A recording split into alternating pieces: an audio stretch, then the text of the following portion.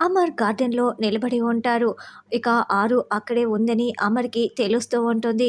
అమర్ అక్కడే నిలబడి ఉండటంతో ఆరు అమర్ దగ్గరికి మరింత దగ్గరగా వచ్చి నిలబడి ఉంటుంది. ఆరు అని అమర్ పిలవగానే ఆరు ఇక చాలా ప్రేమగా అమర్ వైపు చూస్తూ ఉంటుంది. చూడు ఆరు, ఇప్పుడు నువ్వు ఇక్కడే నా పక్కనే ఉన్నావని నాకు అనిపిస్తూ ఉంది ఆరు. ఐ మిస్ యూ ఆరు. ఎప్పటికీ నా పక్కనే ఉంటావా ఆరు, ఇలాగే ఉంటావా ఆరు అని అమర్ చెప్తూ ఉంటే ఆరు కన్నీళ్లు కారుస్తూ అమర్ వైపు ప్రేమగా చూసుకుంటూ ఉంటుంది.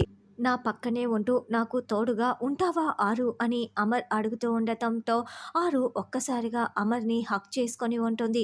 సరిగ్గా అప్పుడే బాగి బయటికి వస్తుంది. ఆరు అమర్ని అలా హక్ చేసుకోవటంతో బాగి చాలా చాలా షాకింగ్గా చూస్తూ ఉంటుంది.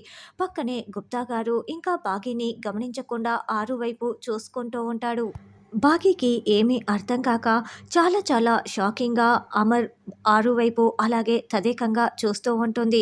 మరి ఇప్పుడు ఇలా రెడ్ హ్యాండెడ్‌గా ఆరు అమర్‌ని హగ్ చేసుకొని బాగీకి దొరికిపోయింది కాబట్టి ఇప్పటికైనా ఆరుయే పక్కింటక్క ఇద్దరు ఒకరేనని బాగీకి నిజం తెలిసిపోతుందా? లేకుంటే ఏం జరుగుతుందన్నది రానున్న ఎపిసోడ్‌లో తెలుసుకుందాం.